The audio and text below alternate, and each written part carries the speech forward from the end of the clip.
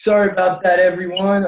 We are all back. Unfortunately, we got 40-minute intervals, and so any new viewers to this channel, we only get 40 minutes per section. So this is going to be a part two of the Jeremiah study. Kind of just wanted to touch on one small thing on chapter 2 before we go on to chapter 3.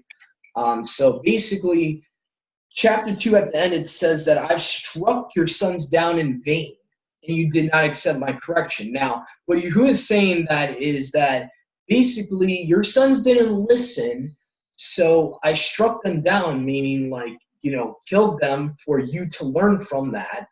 And people still didn't learn from it. His people still didn't learn from it. They still kept on sinning on purpose. So Yahuwah is saying, even me striking your own children down, you still didn't learn. So there is such thing in Scripture, a righteous thing that's called sons dying for the sins of the father.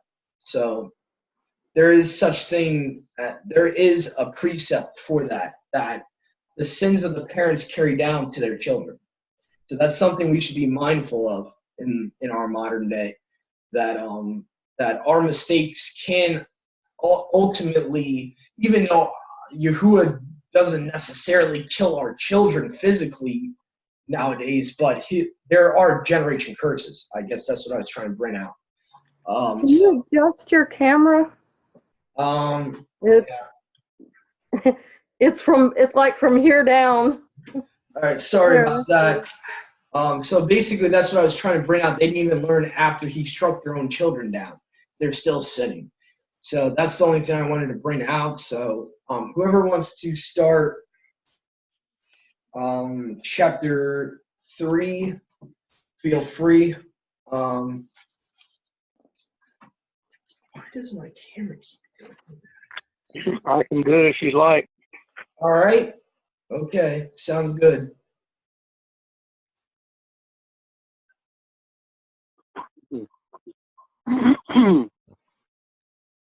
Okay. Yahuwah said, if a man puts away his wife, and she goes from him and becomes another man's, does he return to her again? Would not that land be made greatly unclean? But you have committed whoring with many lovers. And would you return to me, declares Yahuwah? Lift up your eyes to the bare heights and see. Where have you not lain with men, besides the ways you have sat with them like an Arabian in the wilderness? And you made the land unclean with your whoring and your evil. Therefore, the showers have been withheld, and there has been no latter rain. You have had a whore's forehead, you refuse to be ashamed. Shall you not from now on cry to me, my father, you are the guide of my youth? Does one bear a grudge forever? Does one keep it to the end? See, you have spoken and done the evils that you could. And Yahuwah said to me in the days of Yashayahu, the sovereign, have you seen what backsliding Yisrael has done? He has gone up on every high mountain and under every green tree, and there committed whoring. And after she had done all these, I said, return to me. But she did not return. And her treacherous sister, Yehuda, saw it. And I saw that for all the causes for which backsliding Israel had committed adultery, I had put her away and given her a certificate of divorce. Yet her treacherous sister Yehuda did not fear, but went and committed whoring too. And it came to be, through her frivolous whoring, that she defiled the land and committed adultery with stones and wood. And yet, for all this, her treacherous sister Yehuda has not turned to me with all her heart, but falsely declares Yahuwah. And Yahuwah said to me, backsliding Israel has shown herself more righteous than treacherous Yehuda. Go and proclaim these words toward the north, and say, return, O backsliding Israel, declares Yahuwah. I shall not look on you in displeasure, for I am kind, declares Yahuwah, and I do not bear a grudge forever. Only acknowledge your crookedness, because you have transgressed against Yahuwah your Elohim, and have scattered your ways to strangers under every green tree, and you have not obeyed my voice, declares Yahuwah. Return, O backsliding children, declares Yahuwah, for I shall rule over you, and shall take you, one from a city and two from a clan, and shall bring you to Zion. And I shall give you shepherds according to my heart, and they shall feed you with knowledge and understanding. And it shall be, when you have increased, and shall bear fruit in the land in those days, declares Yahuwah, that they no longer say, the ark of the covenant of Yahuwah, neither would it come to heart, nor would they remember it, nor would they visit it, nor would it be made again. And at that time Jerusalem shall be called the throne of Yahuwah, and all the nations shall be gathered to it, to the name of Yahuwah, the Jerusalem, and no longer walk after the stubbornness of their evil heart. In those days the house of Yehudah shall go to the house of Yisrael, and they shall come together out of the land of the north to the land that I have given as an inheritance to your fathers. But I said, how would I put you among the children and give you a pleasant land, a splendid inheritance of the host of nations?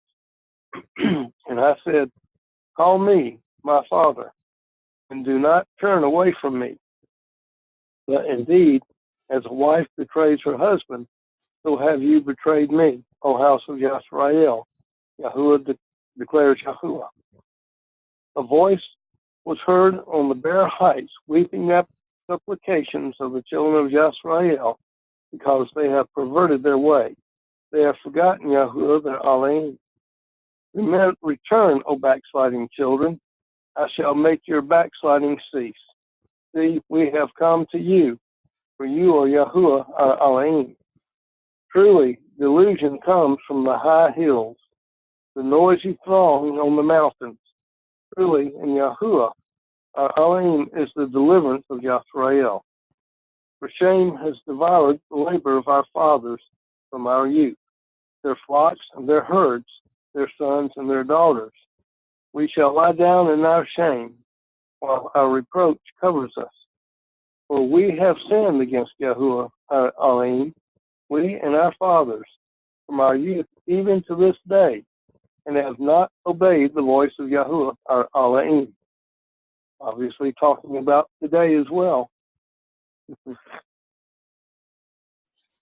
So I really want to bring out verse 18 and put an emphasis on verse 18 is future. Has not happened yet. Okay, so people that want to say, oh, 1948 fulfills this. Sorry, wrong answer. 1948 did not fulfill this. It says, in those days, the house of Judah, the southern kingdom, the house of Yathrel, the northern kingdom, will come into the land, meaning together, not one before the other. So obviously, for this to be fulfilled, Judah would have had to came with the house of Israel at the same time, not Judah first and then Israel in the last days, because that wouldn't even make sense. If the verse is literally saying that they will unite and come into the land. So I kind of wanted to bring that out. I thought that was pretty important, verse 18 to bring out.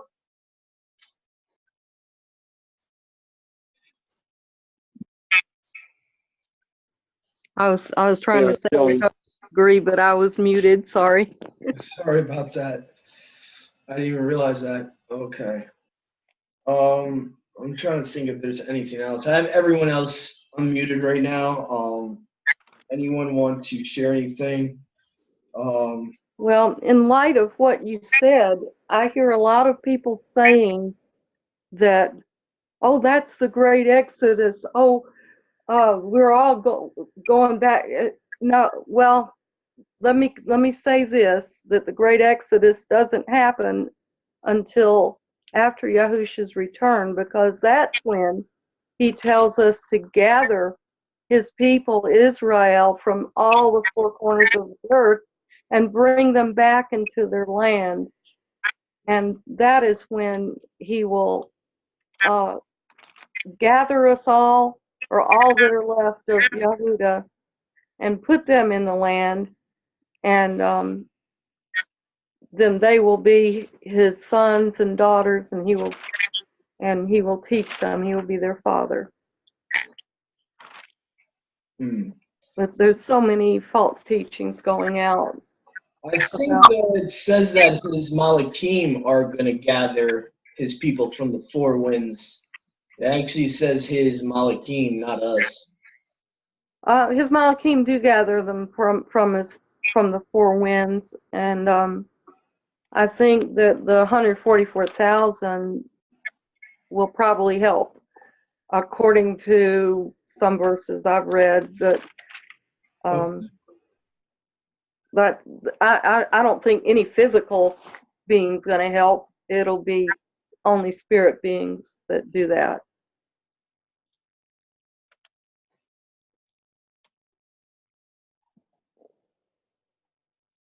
Oh, and another thing too I find interesting in my translation, from verses 14 to 18, the title they give it is Zion in the Messianic Age. So I find that pretty interesting. So I wonder if that's referring to the 1,000-year reign. I think we need to give an explanation of what Zion is. Zion is not Israel. It's not Israel. And people have even asked me, what kind of Zionist are you? I am no Zionist. The Zionists are the evil ones. Henry Kissinger is a self-proclaimed Zionist. And those are the people that are Zionists, not Israel. Yeah, Zion in scripture, or different translations have it pronounced differently, with Sion and the Septuagint with S-I-O-N. The ISR has it spelled with a T-S-Y-O-N. So it's different pronunciations, but the place Zion is the mountain of Yahuwah. It's supposed to be like his set-apart mountain. Every time Zion is spoken of, it's spoken of as a mountain, the mountain of the Almighty, the mountain of Yahuwah. That is how it's supposed to. It's supposed to refer to that.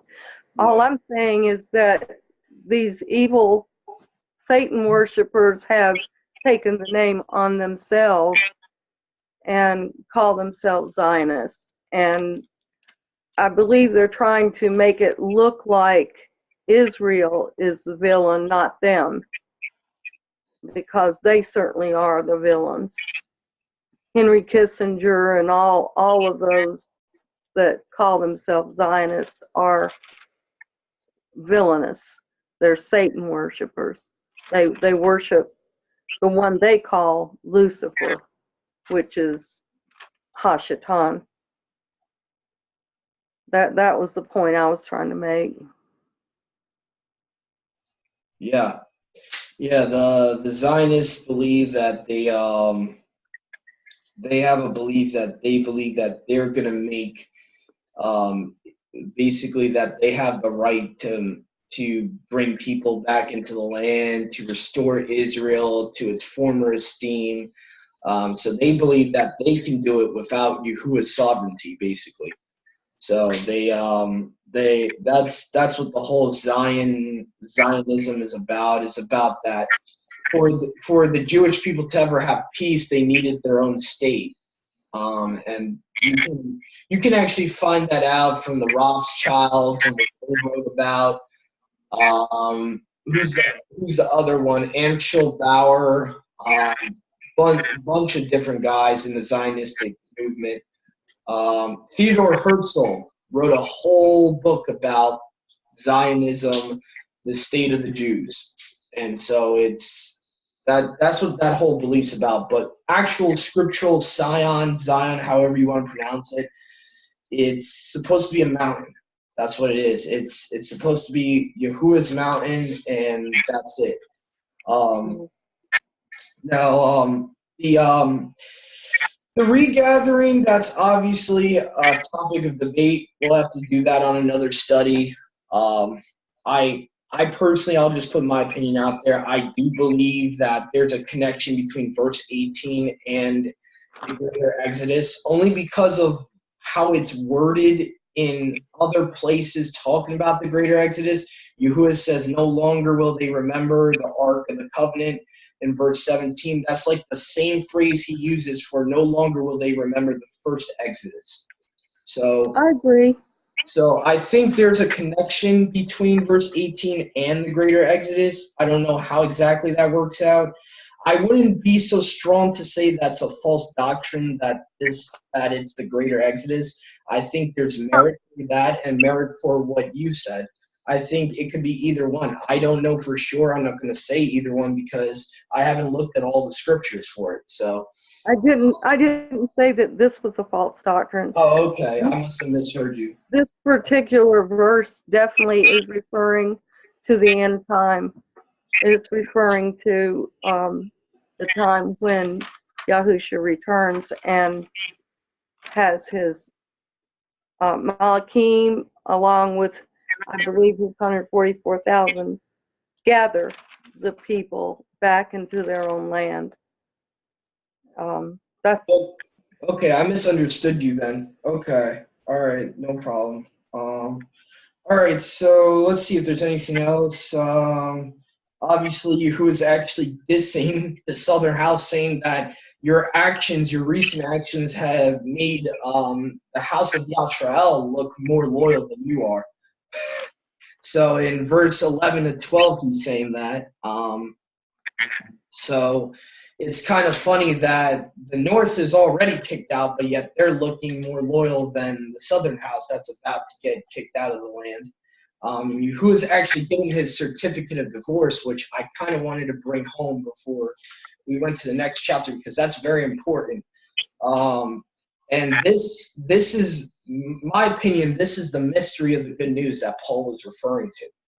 The Malachim themselves were trying to figure out how is Yahuwah going to take back his people.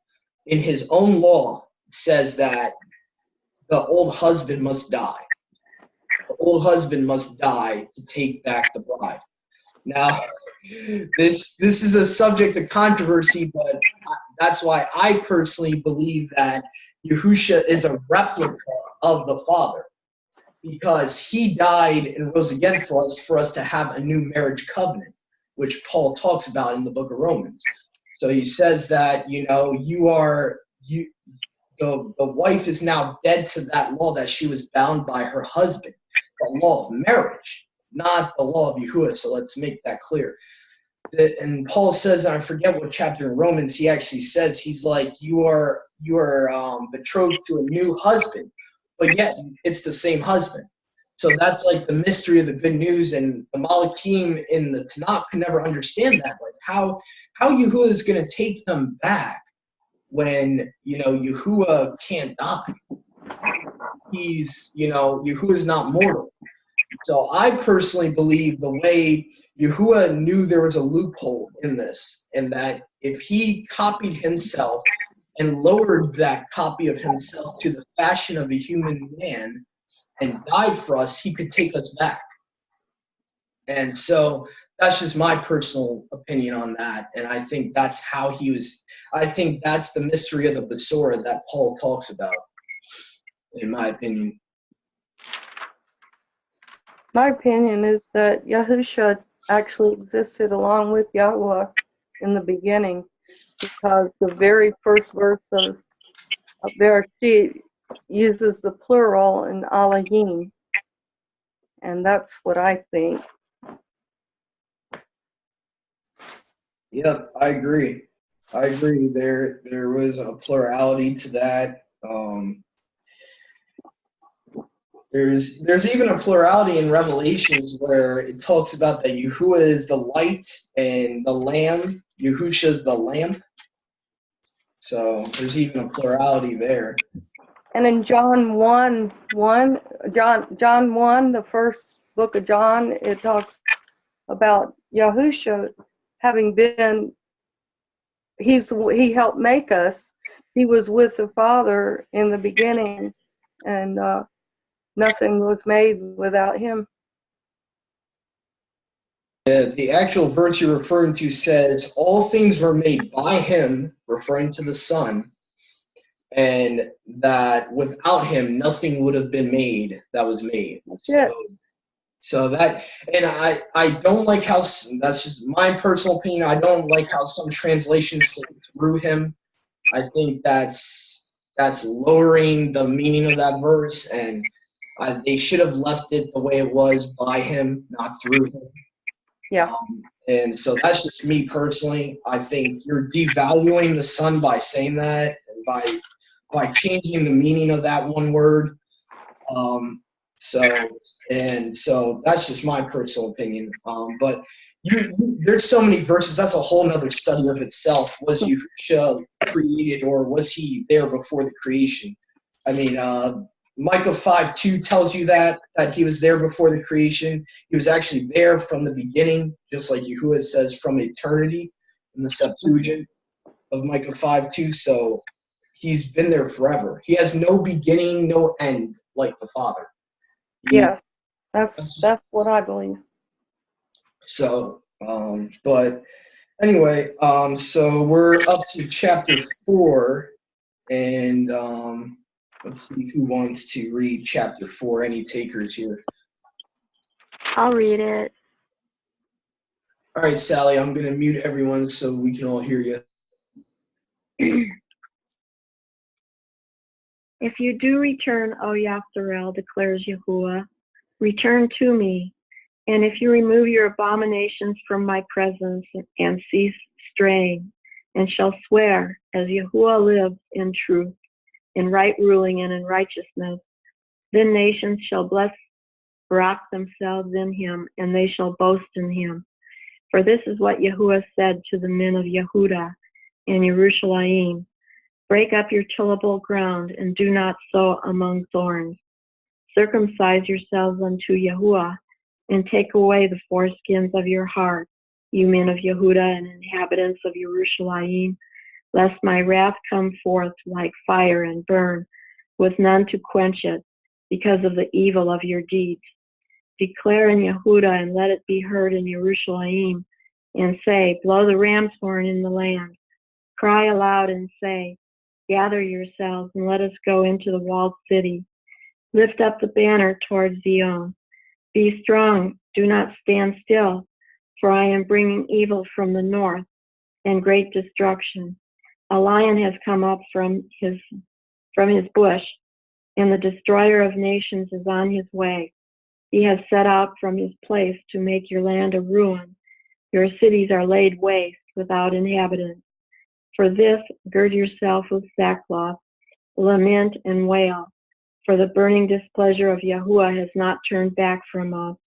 And in that day it shall be, declares Yahuwah, that the heart of the sovereign shall perish, and the heart of the heads. And the priests shall be astonished, and the prophets wonder. Then I said, ah, Master Yahuwah, truly you have greatly deceived this people, and Yerushalayim, saying, peace is for you, whereas the sword reaches to the heart.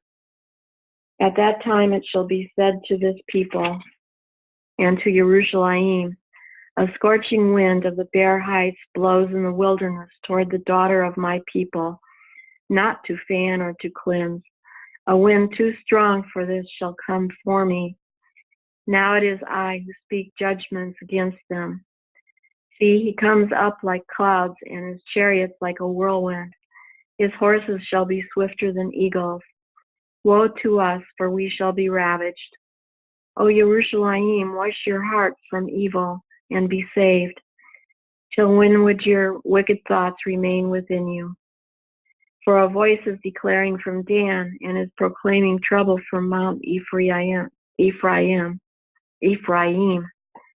Announce to the nations, look, proclaim against Jerusalem that besiegers are coming from a distant land, and raise their voice against the cities of Yehuda. Like keepers of a field, they are against her all around, because she has rebelled against me, declares Yahuwah. Your ways and your deeds have brought this upon you. This is your evil, because it is bitter, because it has reached into your heart. Oh, my inward parts, I am in pain. Oh, the walls of my heart pounds in me. I am not silent, for you have heard, O my being, the sound of the ram's horn, a shout of battle. Destruction upon destruction is cried, for all the land is ravaged. Suddenly my tents are ravaged, my curtains in a moment. How long shall I see a banner and hear the sound of a ram's horn? For my people are foolish, they have not known me. They are stupid children, and they have no understanding. They are wise to do evil, but to do good they have no knowledge. I looked at the earth and saw it was formless and empty, and the heavens, they had no light. I looked at the mountains and saw they shook, and all the hills were swaying. I looked and saw there was no man, and all the birds of the heavens had fled. I looked and saw the garden land was a wilderness, and all its cities were broken down at the presence of Yahuwah by his burning displeasure. For thus said Yahuwah, all the earth shall be a ruin, but I shall not make a complete end. On account of this, let the earth mourn and the heavens above be dark, because I have spoken, because I have purposed and shall not relent. Nor do I turn back from it. All the city is fleeing from the noise of the horsemen and bowmen. They shall go into bushes and climb up on the rocks. All the city is forsaken and no one is dwelling in it. And when you are ravaged, what would you do? Though you put on crimson, though you adorn yourself with ornaments of gold, though you enlarge your eyes with paint, you adorn yourself in vain. Your lovers despise you, they seek your life. For I have heard a voice as of a woman in labor, the distress as of her who brings forth her first child, the voice of the daughter of Zion. She bewails herself. She spreads out her hands and says, woe to me, for my being faints because of murderers.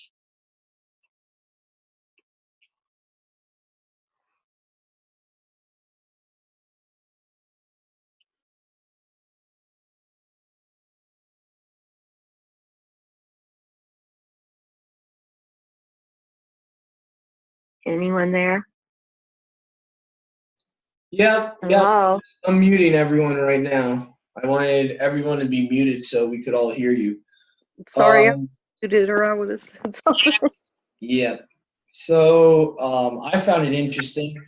A topic I eventually I want to do expose on actually includes one verse that you just read now with the tohu wavohu of I forget what verse it is in, where it says it was void and empty. Let's see, I think it's chapter 4, verses 20, I believe, or 21, that people that believe the gap theory will use. They'll be like, 23. Yeah, verse 23, and they'll say, I looked at the earth to see a formless waste to the heavens, and their light had gone. So people will say, oh, that's the same phrase as Genesis 1:1 to 1:2, and they'll be like, oh, see, this is where the gap is, and not realizing there's two different contexts. That the one context of Jeremiah 4 is talking about Yahuwah destroying the earth and leaving it an utter waste, and the Genesis 1:1 to 1:2 is talking about the creation of the earth.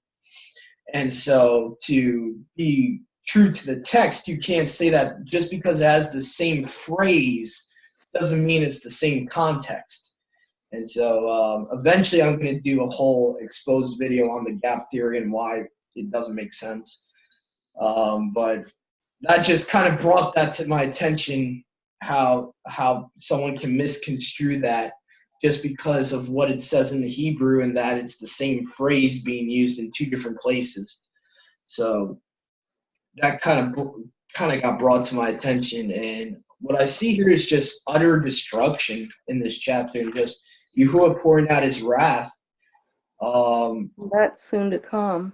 Yeah, and really what I find interesting is as angry as he is, he's saying that I'm not going to utterly destroy you. As angry as he is, he has mercy.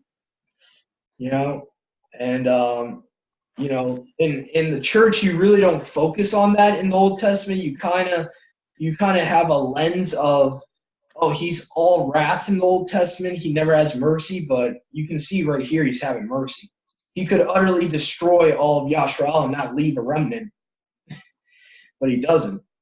So, you know, we kind of forget about Yahuwah's love and mercy when we see his wrath being poured out in prophecy.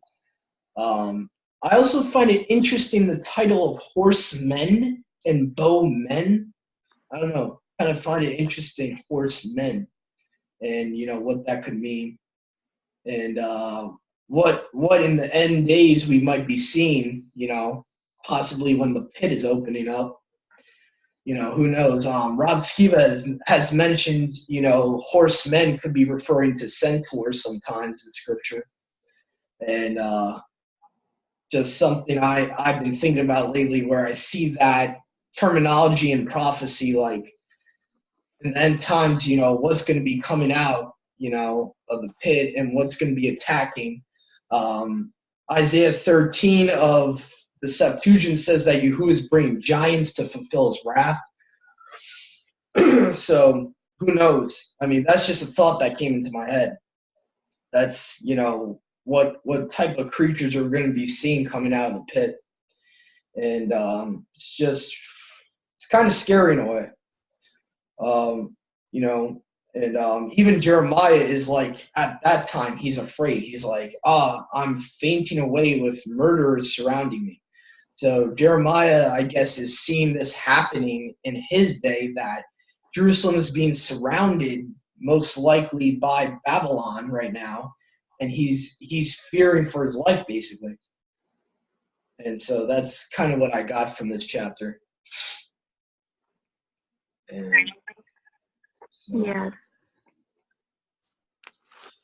Yeah, it sounds a lot like the day of Yahuwah to me. Sure. Yeah.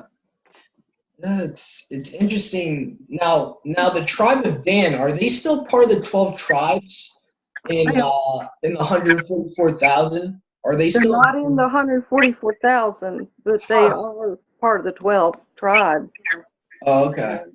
Okay. That's something I always wondered, because I do remember one tribe got cut off because of there was some sin in the past that cut off, I think, one of the original tribes. I forget if it was Dan or someone else. Well, Dan? Reuben had sin, but he's not cut off from the 144,000. Dan is cut off from the 144,000 because the tribe of Dan is most of the Catholics. They're in the British Isles, the tribes in Ireland and Scotland. That is Dan, and also the Kingdom of Dan is in Denmark, which bears his name. Yeah, the reason I brought that up is because in verse 15 it says, Dan shouts the news, proclaims, says, Dan shouts the news, proclaims disaster from the highlands of Ephraim. Yeah. I guess England is mostly Ephraim, and Dan is in the northern part of Ephraim in Scotland. So that could be referring to that part of Dan. Wow, that's interesting. I would like to actually see the research you have for that because Ephraim is actually the fullness of the nations is to go into Ephraim according to Genesis 49. So that's kind of interesting if that's the case that the wild olive branches would go into Ephraim, who is part of Britain, according to what you just said. That's kind of interesting. Yeah, is even it means covenant man. British is covenant man in Hebrew. Interesting. So that's kind of interesting. And it's interesting that the new covenant is called the Brit Hadashah. So that's kind of interesting. So wow, I would really like to do some research on that. That's pretty cool if that's the case that Ephraim, the actual natural branches that are Ephraim are part of the British. Like that's pretty interesting. Wow. According to, let's see, the most research I found on it was Herbert Armstrong's book. It's called The United States and Britain in Prophecy. And United States is mostly Manasseh, which is Joseph's other son. And actually Joseph's older son was Manasseh, but Ephraim was greater than Manasseh.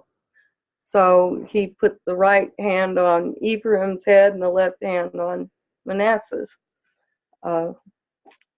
When Joseph gave the, or not Joseph, Yaakov gave the Barakah on the two children.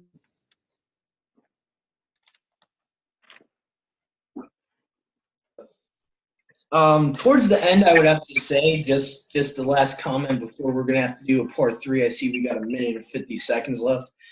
Just a comment real quick. I think the last verse of this chapter might be hinting to the tribulation. Actually, it says, "Yes, I hear screams like those of a woman in labor, anguish like that of a woman giving birth to her first child." They are this. Yeah, it's either going to be the Great Tribulation or the Great Day of Yahweh. I do know that the tribulation is put on mainly because of us. Is the reason for the tribulation because we've went our own way. We've sinned against Yahuwah for so long, and it's kind of a way that it's kind of a punishment in a way because in a way, you know, Yahuwah has to. It is a punishment. Not in a way. It is definitely a punishment because the world has gone its own way. They refuse to acknowledge Yahuwah, and they absolutely refuse to obey him or even look into what he asked us to do. Jacob's trouble. Yeah, that's what verse 31 seems to me is it's telling us that this is Jacob's trouble.